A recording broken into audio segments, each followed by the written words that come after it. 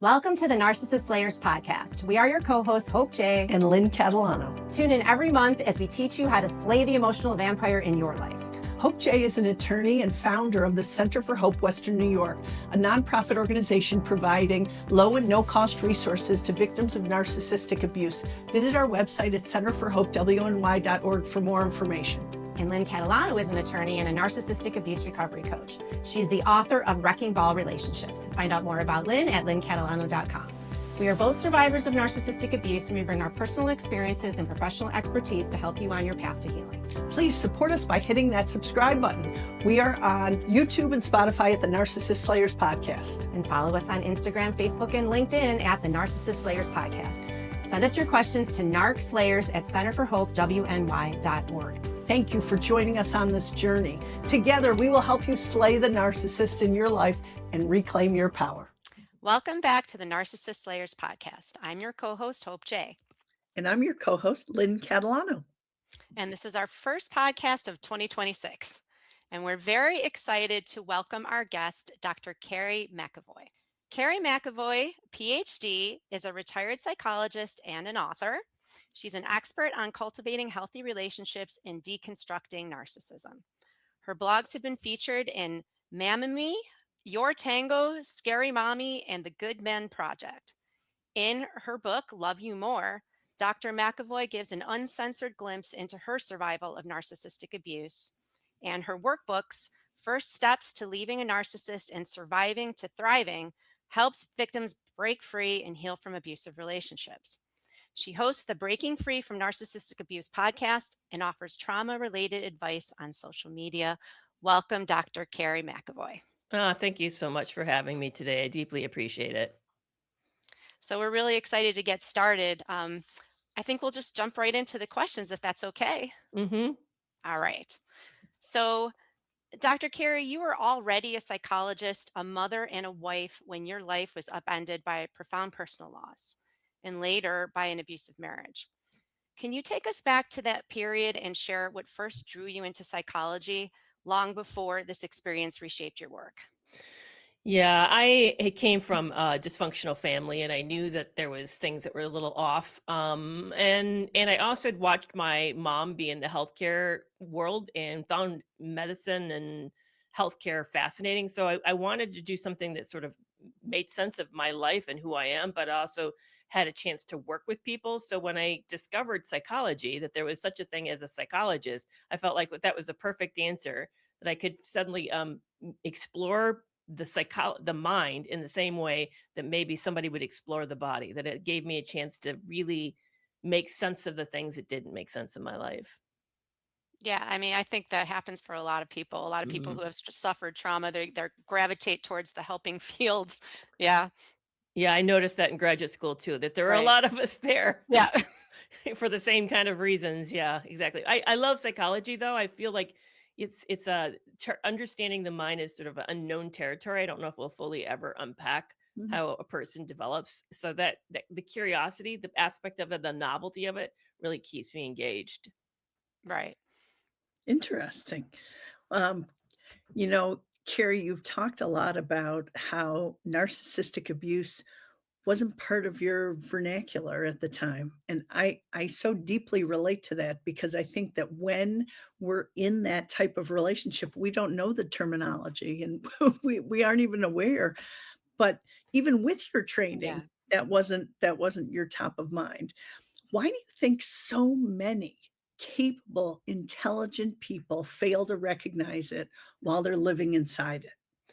Yeah, I think it's a multifaceted question. I want to first start out with psychology's blindness to it. If you go through graduate school, I think most people would be amazed that there's just little time and coursework spent on understanding personality disorders as a whole. So we're not really having a lot of training in that. Now, I had a unique experience in the sense that I was able to be in a school that did focus a lot of that. And it's interesting because I was in school in the 1980s, and narcissistic personality disorder was introduced to the DSM-3 in 1980. So here I am in a school that was actually on the cutting edge, and I had a considerable time. It was part of my fascination was understanding personalities. But what we really have not focused on, and I think it's to the detriment of everybody, is not just how the personality moves through the world, how their relationships are shaped and how they handle their occupation, but what happens in the relationships with those individuals, that it's not just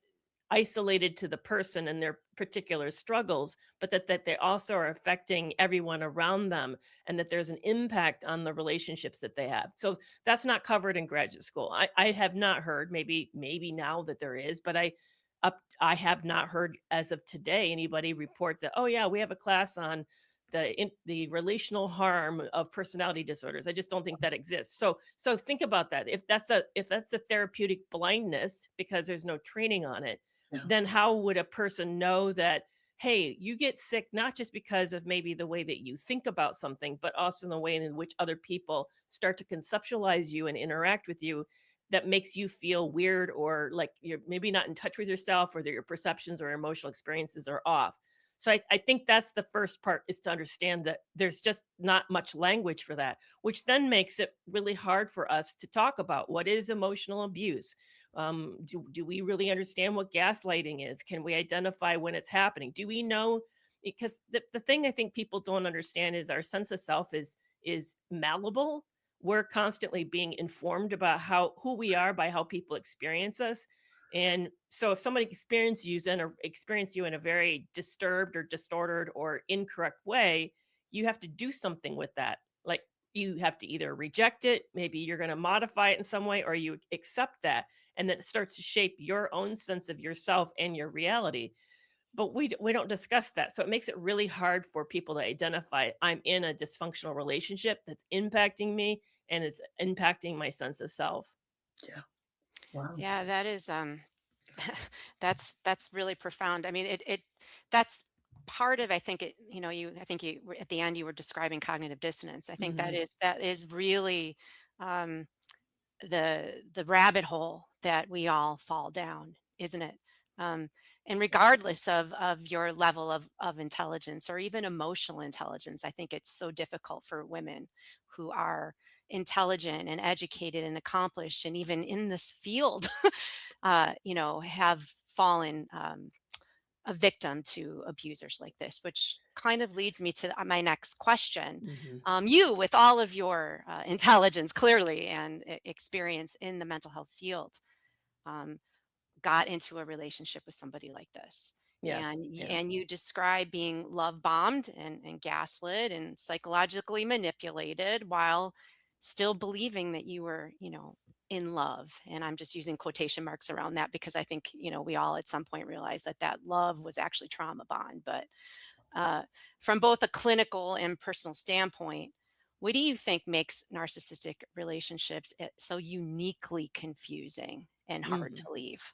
Yeah, and I'm not the $1 million question everybody wants to know is, how intentional is this that happen what happens to us? And I think that intentionality is on a continuum. But what these individuals, these disordered individuals, are really, really good at is tapping into our innate need for belonging.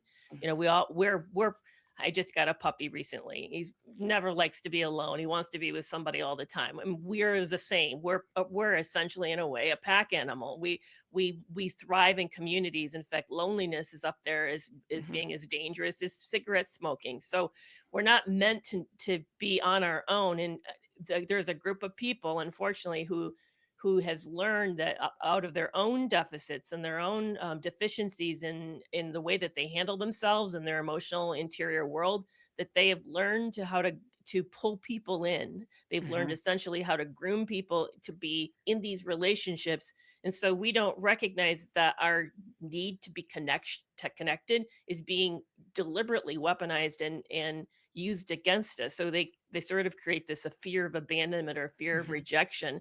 And Mhm. as a result of that, you start to find yourself working really hard to Oh be yeah. who this person wants you to be. And I think what's really sad is that we pathologize victims for this process. And what we misunderstand is that this is a normal process that happens in every relationship. And just thank goodness you don't meet too many disordered people who are then going to warp and Right. injure you in these relationships. But that's how I got into this relationship. I think the other thing is that people who are, I view narcissists and other disordered individuals as having sort of psychological deficits. They need intra, meaning inside scaffolding. They need intrapersonal scaffolding. They don't really know how to control their impulses very well. They get into chaos all the time, lots of drama. They don't regulate their emotions very well, and so they bring people into their lives to serve for them. And they're very good at knowing how to tap into our insecurities to make us feel Mhm. above, over the top, excited that they've chose us. They're very Yeah. good at making us feel Oh, special. love But they bombing and Yeah, charm. Yep. exactly. But they're also very good at threatening us, creating this subtle, slight Mhm. sense of that if you don't quite do it right, then you may lose this incredible, wonderful thing that you've now got introduced to. They're very good at using these sort of as intermittent reinforcement to Yeah. make us feel that these types of relationships are incredible and intoxicating. But they're also good at of recognizing when someone's in a vulnerable position. So in some of us in different stages of our life are not as vulnerable to this as at other stages of our life. And so they're good at recognizing when we're in transitions of some type, like maybe you've just moved across the country and you don't know anybody, or maybe your last child just left home, or maybe you're 18 and you're out on your own and you're kind of trying to figure it all out. But for me, I was widowed and I was in this big, massive upheaval in my life of trying to figure out who was I outside of this very long marriage. And that's when I met this individual. And he was, it's interesting. He was smart in a lot of ways, but he also was kind of dumb in some ways. And one of the ways that he was dumb, and I didn't know it because I didn't hear it. I tend to take things quite literally. So when he said it, I thought of it through my grid, not through what he was actually revealing. But he said when he met me that he was looking for a widow. And what I thought was, oh, he's trying to understand what widows are like and our unique, issues. What I didn't realize is, no, he was telling me he was targeting You're right. widows. Exactly. You He was know? he was Wow. describing his preferred Yeah. prey. Yeah, exactly. Wow. Yeah, and what he really was saying, I want somebody with life insurance. That's, it was Yeah. even more. Wow. Yeah. Wow. So, Well, isn't yeah, it interesting? Because I think that people who suffer from narcissistic personality disorder reveal themselves. they do. And you have to be aware, like, you gotta pay attention because they're going to do it and then they're gonna catch themselves and move on. But every once in a while, you get that glimmer Yeah. where they let you know something Yeah. that you suspected, but were not sure, you Yeah, know? when they tell on themselves, believe them. Yeah, They're- exactly, yeah. exactly, that's Yeah. great. You know, many people, many survivors of narcissistic abuse blame themselves for staying as long as they did. I look back and I say, why did I go back so many times? Why was I trying so hard to make it work? So, how do you help people understand the psychological mechanisms that keep them trapped rather than judging themselves for not leaving sooner? Yeah, well, it goes back to that what I just said about the sense of belonging. They really know how to tap into our need to be a part of something. And they'll overtly do things like, "Well, don't you want us to be a family, or don't you think this is good for the kids, or you're not going to have the kind of financial stability that you have Right, when you're with me than when you're on your own." I mean, they do something to sort of intimate that life is better with them, but they've also do that a lot in very psychological ways too. It's not just with the overt tangible issues, but it's also you get a sense that maybe you're never going to be loved like this again, or maybe right, maybe your life is going to be very, very lonely. But here's the other piece I think people really don't understand until you've been in it. That cognitive dissonance, the word that you use to describe what happens inside of that, I think until you experience it, you Yeah. cannot appreciate You what this cannot. feels like. You I cannot. mean, Sandra Brown, I heard her describe it as the most agonizing experience you've ever Oh, had in your life, and I will tell awful. you, it is. yep, It It, is. it is. Every day. Yes, like thousands of times a day, not even Yep. just, once a day. It's this literally every moment you're assessing, is this going to get better or is it not? And why am I staying? Should I leave or should I go? Is this person working to be in this relationship, or is this just all hopeless and I just need to walk away? Or what if I walk away and then suddenly things get better and I miss out on the best moment ever? Because remember when I met them, that was really an incredible experience, but you're literally like, Round and round and round you oh, go. oh, and It's the cycle of abuse. abuse. Oh, Yeah. I know. And then every Yeah. decision you think, well, should we plan that vacation? What if we break up before Yeah. then and I just Yep. wasted all this money? Or why are we buying this house? Is this really a smart thing to do? Oh, Because I Yep. do, All can of it. I get out of this again? I mean, it's just, it's torturous. I mean, And you're living on the edge, oh, every minute and, yeah. being And what they do, flooded with, the hormones and the fight or yeah. flight and all of it. It's a really hard way to live. It really is, and what they do is they increase it, they ratchet it up, they make it worse by then keeping you in the confusion. The minute they feel Mhm. you pull back, they suddenly act like they've never worked harder, and this has been never more important to them. Or the right. minute then you start to feel like things are good, then the next thing you know, there's a slippage, and you're thinking, "Oh no, we're right back where we started." But they purposely keep you in this place of never being sure, is it this or this? And then they do things like they say things that don't match their words. So they'll All the tell you, time. I've never worked harder, I've never loved anybody like the way I love you. And meanwhile, you find out they're talking to three other people. I mean, they do things that just don't make sense. So I think what people don't understand is that these relationships extraordinarily confusing and extremely hard to leave. And then because you can't make a decision, because you can't get clarity about the decision. And there's the other thing that people also don't understand is leaving these individuals, they're not afraid of mutual mass destruction. No, So they're we have taking the, you down with them. no, right. So we have this idea that there's the tiger and the lady choice. We just don't know which door is the better door. And if you just could get smart and choose the right door, you'd get out. No, no, no. There's a tiger behind every door. You just have to decide which devil's the worst. And often, because your neurology's been hijacked so sufficiently, the what you know feels safer than the unknown. You get worried about stepping into something that you don't know that might be because after all, you thought this was a wise decision and look where this led you. So why would you want to make another unknown decision thinking that's going to be a better decision? At least you know what you got. So you have this sort of the belief that even though it's really, really bad and it's destroying you, at least it's predictable. And Right. you kind of understand the rules and you already know that this door is bad, this door is bad, this door is bad. So maybe it's just better to stay. So I think people Wow. really don't understand that Wow. there's no good option in these relationships. Yeah. We've had so many conversations, Hope and I, about why people stay or why people go to this type of relationship from like growing up in a narcissistic home. Why did they seek that out? Mhm. And we've actually said so many times that people find comfort in their chaos. Yeah, it's And like, predictable. yes, predictable. Yeah, it's That's familiar. It's not we no, like it, we don't like it, but we at least understand the rules. It's predictable. predictable. Yeah. Yeah, yeah, Yes. So and you get used to the dysregulation, even though you don't Yes. like it, and you wish you keep Yeah. think. I kept thinking, "We'll get over this crisis, and then things will get quiet." I don't know how many times I said that. "We'll get through Oh this crisis, and my things will get quiet." But No, but there's the never any but the quiet truth moment.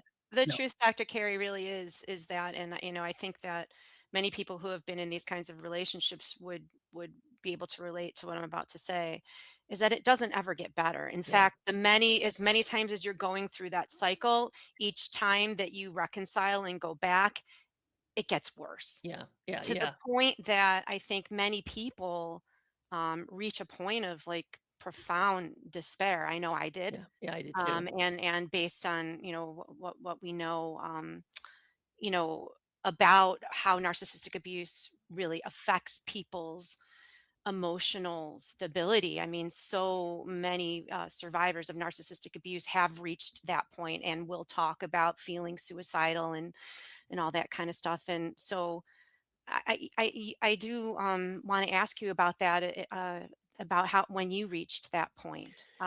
Yeah, I did. I did reach that point. I didn't get actively suicidal, but I got to the place where I thought, well, if I die, it wouldn't be a bad thing. At least there's a solution. At least I found it out, because I just felt like I couldn't make a decision. And I'm that kind of person that when I do whatever I do, I used to buy homes as a landlord and then rent them out. And literally I tell the real estate agent, okay, let's go looking.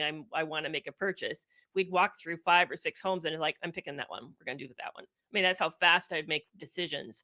And here I am in this relationship and I can't make a decision, and it's going on for months and then into or more than a year. I can't make a decision, and it was just tearing me to pieces. And you become so dependent on their whim and their emotionality, Oh, how good the day goes or doesn't go. It feels walking like, on eggshells all the time. oh, Yep. geez. So it got to the place where I just felt it was so miserable, and I couldn't figure out how to do anything else. And yet at the same time, I just really wanted things to work out really, really badly, that I just thought, you know what, it'd be better if I just wasn't here. And I could feel myself being ill. I mean, that's the other part to my story, is I suspect that he probably was poisoning me. So Oh I, my I god. wasn't feeling good, and was sick a lot, and just it kind of I ached, my body ached, my joints ached. And I just thought, well, at least that would be the end to all of this, is like I would get out and it would be okay. But I knew that wasn't good either. But I was also seeing that throughout the entire relationship, I was in therapy. It wasn't like I Mm. wasn't getting help. I was getting help, and I was actively looking for help. I found some Facebook support groups on sex addiction, because that's what I really thought was the primary problem in it. I knew he was a narcissist, but I'd never heard of narcissistic abuse. This was Mhm.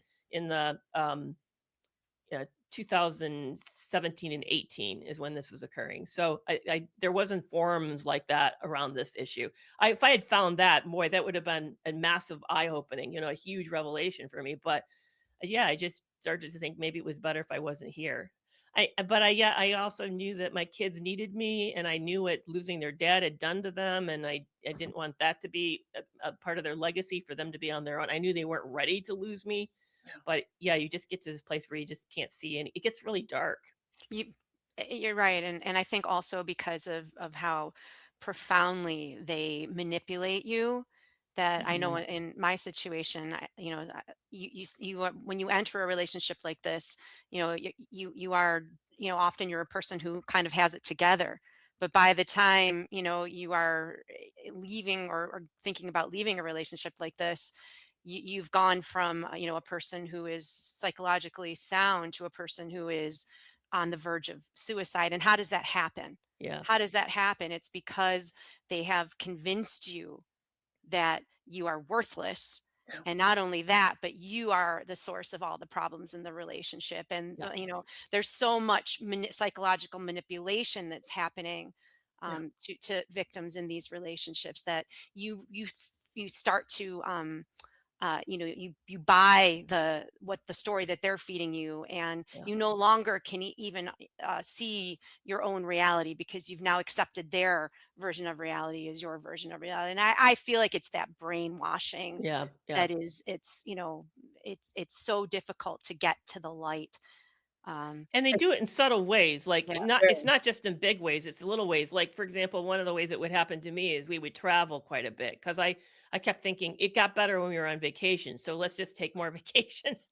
Maybe that will keep our relationship stable. But we would do these traveling. Well, he'd walk ahead of me, slightly ahead of Mhm. me, Mine and did good too. yeah, and then I couldn't keep up, and then he'd like huff and puff, and then he'd grab my luggage impatiently, like I'm slowing him down. But there's all these little subtle Yep. ways that sort of like, Mm. you're not enough, you Yep. can't keep up, you're Yep. you're being a drag, you're Yep. you're not fun enough. I mean, so you end up feeling like I'm the weight, I'm the chain, I'm Mhm. literally the ball and chain into this person, and they're treating me like that. Then maybe that's true. And Right. it become you sort of you take that in, and like I said, we're malleable, our identities are malleable, and you Mhm. start to think, then there must be something wrong with me. Right. Wow. Well, going forward on that, your escape ultimately came through an unexpected Mhm. crisis involving your son's illness. So looking back, how did that moment change your understanding of courage and survival and what leaving actually looks like in real life? Yeah, yeah. So there were two pivotal moments. I had Dr. Ramani talks about the breaking shelf moment. Like, it's sort of like you have a shelf and you keep piling things on it, and it may be just something small, but finally you put one thing too many on it, and Right. then everything comes tumbling down. Yeah. Well, I already had a breaking shelf moment where I had this big revelation that I had not had yet up to then. I'd made some conclusions, and here's some things that I figured out. I figured out, for one, that my life as a widow was, I couldn't figure out my new identity, and I was really lonely, and I didn't know who I was outside of a relationship. I had already sorted that out. I also had figured out been through the therapy and just sort of listening to myself is that I had put this person into the role of sort of trying to there's a book out there, a children's book called Are You My Mommy? Where you this little bird walks I love around. that book. I That know was I one did. of my kids' favorites. I Yeah. know. Yeah. I figured out that I was doing that in every relationship. I'd walk up and like, "Are you my mommy?" Like you could like fix something inside of me. And then I was realizing that nobody can do that. Only I can do that for myself as an adult. So I'd figured out some big key pieces that was happening that was making me feel really stuck. But the last thing that I happened was that we were on a trip and it got really, see, I agree. Things go downwards. If you think, oh, it's not that bad yet, it's yet because it will get that bad. It's a trajectory that just continues to spin into worse and worse places. So he was starting to get more verbally hostile towards me on this trip. He started to like berate me in a way he'd never done before. And I was taken back by it. And I had this big moment inside myself where I thought, I wouldn't be okay with anybody treating anybody, Mm, certainly not my own kids. And why in the world would it be okay for him to treat me? What's uniquely special or different about me that somehow I'm supposed to suck it up and be okay with this? That's not acceptable. It's not acceptable for somebody else. It's not acceptable for me. So I had this big like epiphany, and I even walked away and went out by myself and was because we're again on a trip and was looking at the ocean and thinking he's eroding you away, just like mhm, this rock that's hollowed out. He's hollowing you out, and there's going to be nothing left. And this rock's going to come down. You're going to come down. So I just had this big like moment with myself that day, and then later that day, I got a call from my youngest son, who he and I had not been doing really well. So the fact that he called me was like, there's something odd. This kid Mm. would not do this. Something's wrong.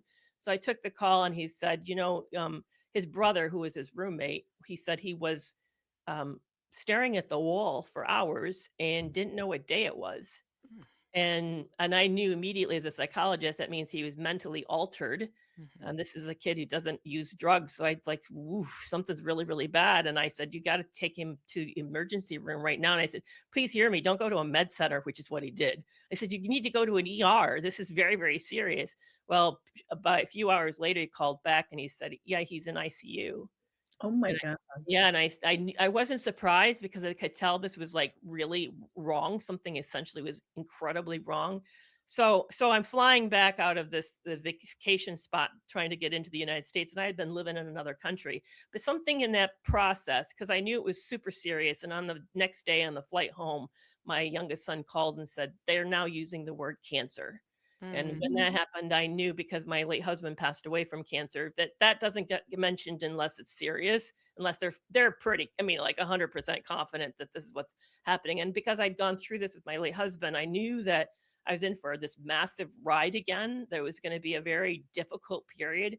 And so then I thought, okay, my priority no more is this relationship. My priority is my family. yep. Wow. And I also knew because this man had a culture that was different than mine where family is primary, that I knew that suddenly he would have to go along with this for him to do this, to be the good guy. He was very much about the good guy. And I knew that he'd have to appear to be the good guy and really supportive, and this was going to play in my favor. I suddenly could feel like things were shifting, and that this was going to be, as much as this was a terrible tragedy, my son was diagnosed with leukemia. As much as this is a terrible tragedy, but he is recovered, by the way, he's in remission. Good. And but I also knew that Congratulations. I was given a unique situation where I could take liberties and start to like get help and be in Mhm. more control, have more power, and be in my own territory. Then I would be in a safer space. Interestingly, I feel like that, to use what you just described kind of as an analogy, I think that oftentimes that it has to be something outside of yourself that Mm, pulls you away. Something very similar happened to me. It wasn't my child wasn't sick, but she threatened me that she was going to take her sister and leave and go live with her father. mm, And so it was that woke me up. Like, it was just like you. It was like some sort of something that, like, a gravitational pull. yeah, It was like, I wake up. Your yeah, kids and your kids' well-being and your family's well-being is more important than this. I couldn't think that there'd be anything more important than this, as you described early right, on, but right. there was. And I think that might be something, that helps a lot of women. Sometimes women are unfortunately so deeply trapped in these kinds of relationships that even that isn't going to be enough. Right. But, like what you described, I know exactly, Yeah. I had a similar kind of a moment. Um, I can think you can Oh, I'm sorry, go ahead. Yeah, I yeah. wanna jump in. I think the other thing that I see people get wrong, we feel like we have to be super strong and we have to be the one that ends it. No, no, No, no, no, yeah. no. Any ending is a good Any ending. ending, yeah. Yeah, yeah. Please don't feel like there's a great because I didn't leave. He left me. I really want people to hear that. He left me. I made some moves that made it not comfortable for him to be there, but Right. I don't know if I could have. I mean, I tried once. I tried to walk away, and then I came back. But so I don't like people to think like there's a right way to do this. No, there's not a right way. There's Right. any way to get out is a good way. 1000%. Yeah, yeah. Yes. So, can we talk about how you transitioned from a survivor to an advocate and an educator in this field? What compelled you to focus your professional life specifically on helping people heal from narcissistic abuse? Yeah, well, it just I'm a kind of person that when something goes really wrong, I need to understand what happened. I just have this Me intense too. need to unpack it, make it make sense. Yep. So, and I also knew that there's so many parts to my story that made absolutely no sense. There's so much deception. He had a secret second life. Mm. And I Oh, wanted to understand what was that about? Why what did I miss? What didn't make sense? So then I started writing. And that was I found that writing for me is a really great way to process Mhm. the experience. Especially I think that's good for anybody, by the way. I would urge anybody, not necessarily need to publish a story, but just put down a really confusing moment. And it's amazing what you'll start to see as you put it in words on paper, what doesn't add up. You'll start to see like, oh, well, that doesn't make sense. So you did this and then he said this and then this happened. Like that, what's missing? Something's missing here. So that was my first thing, was just to start to try to make sense. But then, okay, I'm practical. He's hurt me financially. You don't get out of these relationships without being directly Mhm. impacted.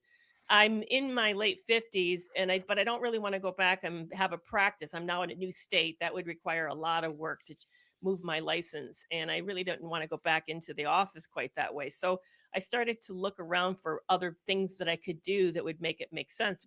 But I also was passionate because I feel that these relationships are a form of psychological prisons, and I wanted people who feel held captive by them to get out, because we weren't talking about this. This is, this was kind of the new. This is 19 or 20,000. I'm sorry, 2019 to 2020, as we're going into the pandemic. I'm trying to make sense and find words. And so I'm like scrambling, trying to anything that helps me make it make sense. And so Yep. that's when I came across suddenly, I don't remember where. I remember who I was watching. I was think Lee Hammock at the time, mental illness. And suddenly I heard the word narcissistic abuse and about how, and I knew he was a narcissist. That wasn't a big secret to me. And I didn't realize he was a psychopath on top of it. But yeah, all of that is like, oh, when I read like Mm. Patrick Carnes' book betrayal bond, like, oh yeah, that's what I Mhm. had a betrayal bond. and Mhm. and it suddenly things started clicking. Yeah. So then I just got very passionate about, well, if I did here, I have all this education and I'd spent all these years in the field helping people, and I didn't have a language for this and I didn't understand the interpersonal dynamics of it. How much more powerful if I could step back into it and say, hey, it happened to me. It Mhm. may be happening to you. Let's start to really understand that. And I think the other thing that happened to me as I was going through this big transition of making it make sense for myself is that I realized that psychological abuse was quite widespread. Even if you just take at the personality disordered piece out of it and say, okay, that your partner doesn't have to have that, just maybe they're emotionally immature. Like, wow, a lot of us are experiencing unhealthy relationships where there's a lack of dignity and respect between the partners. And I would just like to see us be healthier. So I just got super passionate about all of that. Well, I'm so glad you did because you're you're really, I think, helping so many people I appreciate that. with Thank you. with your work. so Carrie, you also host the podcast Breaking Free from Narcissistic Abuse. Yeah. So, what conversations weren't happening that you haven't already talked about in mental health spaces that made you feel called to create the podcast? Yeah, that's back to, I don't think Lee Hammock knows this, but he was saying, "Hey, it's easy. You just need to do it, and it's a really great way to have another platform of influence. You should just anybody who has the idea and the passion, you should just do it." Well, like, oh, okay. So what I did in the beginning was I just did it because I didn't really have a good Mm. reason. I just thought it was a new way to try to get the word out, and it's a longer content. But I didn't know if it would hit. And so what I would do is I'd actually use my lives and then repurpose them and then put them up as podcasts. So if you listen to the first year, that's really what you're listening to. And then I started adding co-hosts and guests, and just discovered that it was wonderful to meet people. It was Yeah. added more new thoughts, directions that I had not considered. It was a great way to meet the people that I'd admired for a really long time. Maybe I'd read their book and deeply appreciate their work, and asked the questions that I really would have loved to been able to ask when I read the book. I mean, it really opened up. And what I found by doing podcasting is it's a unique forum. It's a forum that's different than short form content, different than writing. It's just it's hard to explain. When I sit with somebody and I listen to their podcast hour after hour, you come to like develop a relationship with them. It Yeah. just feels different. It's more intimate. So to me, it's just been a fabulous way to develop a different type of a relationship. Excellent. So you've also started a course and created a workbook, First Steps to Leaving a Narcissist. Mhm. Um, can you explain to our listeners what makes this process different from traditional therapy? Um, Yeah. Yeah. So that book is really, I wrote it for myself. So it was what I needed to get out of the relationship. But back to the agonizing cognitive dissonance and unable to make a decision, I just couldn't figure out what was real. So I thought, okay, this is happening, there's a lot of focus on the trauma bond, break the trauma bond. But Mhm. what holds you stuck in the trauma bond is the cognitive dissonance. Yes. If you can't figure out what's true, and you can't make a decision, Right. and then you stay connected, and you connect through fear. So there's how the circle kind of works. My thought was, if we can help bring clarity to the thinking and recognize the Yeah. that the fact there's an incongruent reality being established, then you can start to make better decisions that then will help you break the trauma bond. So to me, it's sort of like the first step to doing that. And so really, I wrote it for the me that was in that relationship. But then there's another piece that happened, and I know that you guys have also been interested in that, is that I realized that because trauma bonding is such an isolating experience, they deliberately isolate you. They on purpose cut you off from everybody as a way to increase the control. In Yeah. fact, I've right now been reading Nobody's Girl, that story by it's about Jeff Epstein. It's- Oh, yeah, it's a one of the girls that he had groomed that was particularly close to him. Oh, Yeah, oh, that sounds like a fabulous. it is really, Yeah. and she unfortunately she took her own life, so she's no longer with us. Oh, Yeah, after she finished uh, the book, she oh, mhm. But I'm listening to this story, if she's only 17 now in the story, and he's isolating her, yeah. constantly isolating her in various ways, and kind of keeping so he can maintain intense control over her, over everything, even down to what she wears and what she eats. Oh, But coercive this is, control tactics. These oh are yeah, this is the playbook of the yeah. narcissistic And abuser. Yeah. and she's describing the trauma bond. Even likened to the fact that she recognized the Stockholm syndrome. She'd Yeah. sort of like, I get that, because I felt like she said it sort of felt like parents to me, but they weren't my parent. I mean, Yeah. she's really doing a great job in the book describing what it felt like to be on the inside of that relationship. So one of the things that I started to do that really helped me was to get into communities as a way to reduce my isolation. And what's hard though, and this is what I really wish society was better at, we just don't know how to help survivors at any level. Even when I was first widowed, the people that I dearly loved would say the most horrific, awful things. I know that they didn't mean well. I didn't mean it. But I found I had to walk her through and just like give them grace. Here I am, I'm suffering. And I'd have to say, they meant well. They wow. meant well, and then move on. So we're really bad. We really, really are bad at it. But what I find is that in the community, though, we tend to Mhm. be way better about it because we've We've been lived through it. it. So we're Yeah. more sensitive to that. So Yeah. then I started a community as a way for people just to have access to therapeutic material, access to my information and the people that I've gotten to connected with, but also connect with each other and to build relationships with people who really intimately understand what they're going through. So that's the two big things that I did, is started to develop workbooks for people to help them heal, or at least help them understand what's happening. And then so my primary focus at this point is the community and the course. But I also have something new going on that you probably don't know about. It's not released yet. It's getting close. it's an app. So I've developed an AI coaching app that's built on all the my content, and it's like having Dr. Kerry in your pocket. So Mm, literally every day, you get up and asks you how the day is going, and then it curates what you need to know. It gives you like little mini lessons, Wow. and it asks kind of check-ins. It tries to get you to think about what kind of wins that you're having, mm. kind of steps that you can take to help yourself sort of think about things in a new way. And every day it continues to listen to how your day is going and to figure out what you need for the next day. So it's highly personalized for exactly what you need. So Wow. that's called Reclaim You. And I'm super excited about it being launched here. I think in this month or next. It's going to be very soon. So, So that's something that people can find. When you were talking about the community, Dr. mhm. Carey, you were referencing the Toxic Relationship Club. Yeah. Yeah. Okay. The Toxic Free Relationship Yeah. Club is the community, and then the app is Yes. Reclaim You. Okay. And that will be like an Apple App Store, but also but yeah, it's also on my website as well. Great. Well, before we get to you telling all our listeners how to find all those things, one more question.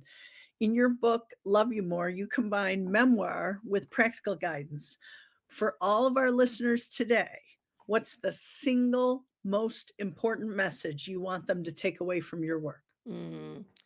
Yeah, I would, yeah, that's a hard one.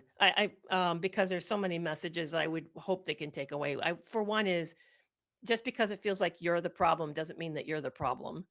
And it really, and you yourself know more than you think that you know. So just trust yourself, and break the isolation. Reach out and tell somebody that's non-judgmental and really accepting. you know get the support that you can just sort of be accountable and feel loved and validated by somebody. So yeah, those are the things that I wish I had done even faster, maybe. Yeah.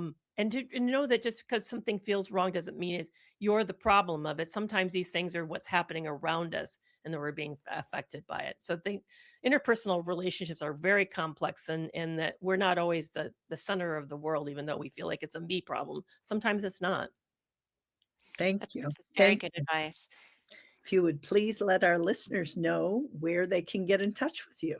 Sure. Yeah. So you can find me anywhere. I'm like on Facebook, TikTok, Instagram, and YouTube, and it's Kerry McAvoy PhD.